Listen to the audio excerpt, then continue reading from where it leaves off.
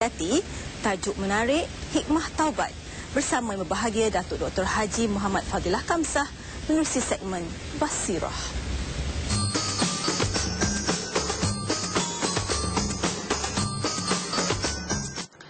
A'udzubillahi Bismillahirrahmanirrahim. Assalamualaikum warahmatullahi wabarakatuh.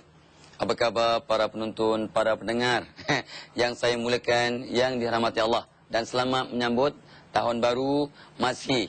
So ini tahun baru, mari kita tengok azam kita lah. Azam kita dari segi bertaubat atau tak bertaubat. So dalam program ataupun segmen Basirah kali ini, mari kita nilai diri kita. Kita buka mata kita, kita buka hati kita untuk mudah bertaubat.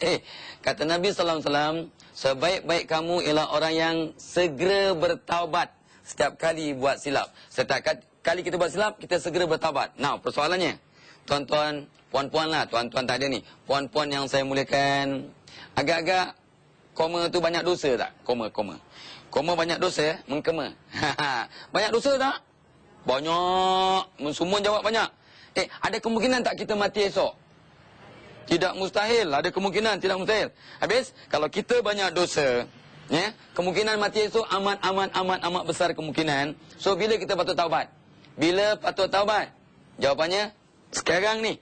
Dan mari kita lihat apakah hikmah-hikmah taubat. Sebenarnya, bab kata Nabi balik, saya ulang balik, sebaik-baik kamu ialah orang yang segera bertaubat setiap kali kita buat silap. Dan Nabi berpesan dan berpesan, sebaik-baik kamu ialah orang yang buat baik macam nak mati esok, dan kita tidak mustahil mati esok. So kebaikan nak buat. Dan yang paling penting ialah taubat kena segerakan. Taubat kena segerakan, So oleh kerana kita banyak dosa, kita boleh mati sebarang masa, setiap masa, anytime. Mari kita bertaubat. Di samping solat 5 waktu sehari semalam, kita mari solat taubat tiap-tiap malam sebagai satu rutin untuk memastikan kita masuk golongan orang yang Allah redha, yang Allah kasihi, yang Nabi kata orang yang terbaik, yang segera bertaubat. So kita solat taubat tiap-tiap malam.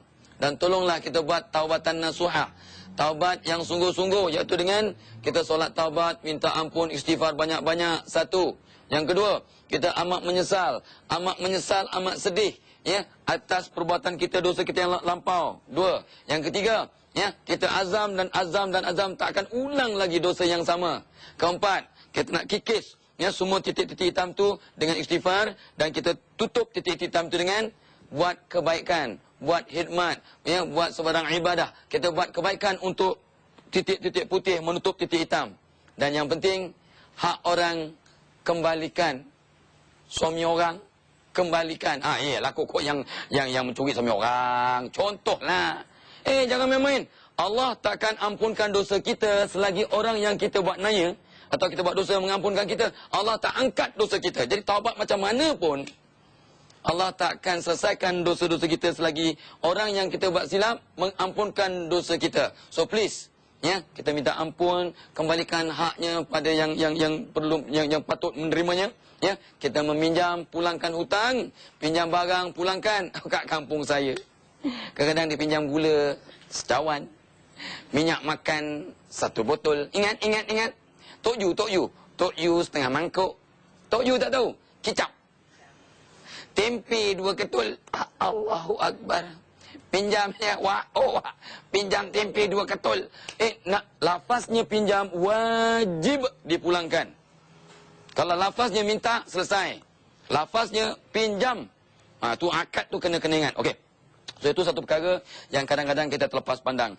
Sepotong hadis kursi. Dalam sepotong hadis kursi, Nabi bersabda yang Allah berfirman, kata Allah, tidak aku murka akan seseorang itu melebihi hamba-Ku, yang telah berbuat maksiat, yang dia sendiri nampak itu maksiat atau dosa besar.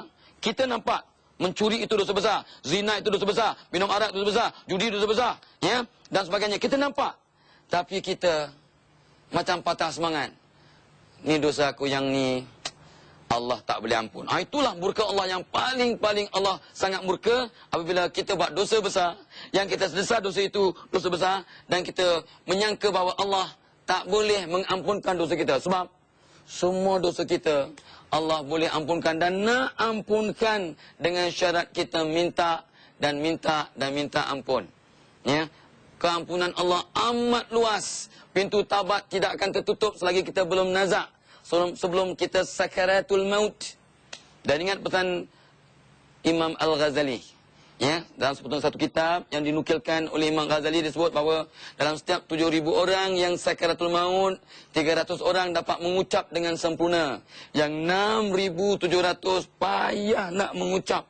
Mungkin antara sebabnya ialah dosa-dosanya banyak tak terampun, dosanya pada orang dia masih tak diampunkan oleh orang yang berkenaan, dan dia tak mengampunkan orang, lantas orang tidak mengampunkan dia. Ada hutang tidak dibalas ataupun tidak dilunaskan, tidak dibayar, ataupun ada binatang atau haiwan yang diseksa. Cek. Mari kita cek, ya. Dan kalau yang telah tersyirik, ya, kita taubat, syahadah semula dan sebagainya agar Allah dapat, ya, mengampunkan semua dosa kita insya-Allah. Ya, jangan tangguh-tangguh takut terlewat, ya.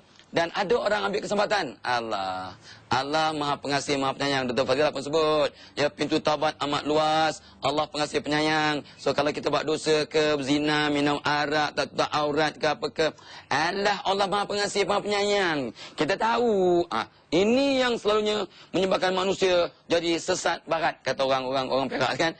Memang tak gunalah, tak guna. Memang tak guna macam orang. Adakah dia nak mengharapkan ampun Allah tapi dia sendiri tak usaha? Gila kau mah. Itu dia. So tolong, ya, tolong. Mari kita ingatkan diri kita, dan untuk memudahkan kita bertaubat, bab kata Nabi sallallahu alaihi wasallam, kamu adalah siapa kawan-kawan kamu.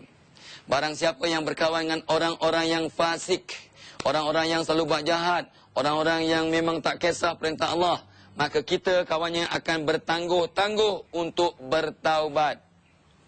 Barang siapa berkawan dengan orang alim, orang yang baik-baik, ya, orang yang sentiasa ingat Allah, maka kita akan mudah untuk bertaubat. Please, jangan sampai terlewat.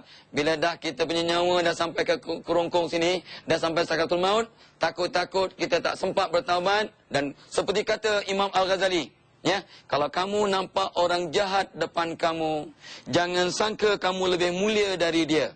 Sebab orang yang jahat itu mungkin sempat bertaubat sebelum mati. Dan awak yang kononnya baik ini tak sempat bertaubat sebelum mati. Saya seru anda yang sudi mendengar, saya ingatkan diri saya, mari kita segera bertaubat. Agar tahun ini bermula dengan tapak yang cantik, ya, jejak-jejak yang hebat dan sebagainya. Luaskan dan terangkanlah basirah kita agar terpancar cahaya untuk mudah beriman pada Allah. Wabillahi taufiq wal hidayah. Wassalamualaikum warahmatullahi wabarakatuh.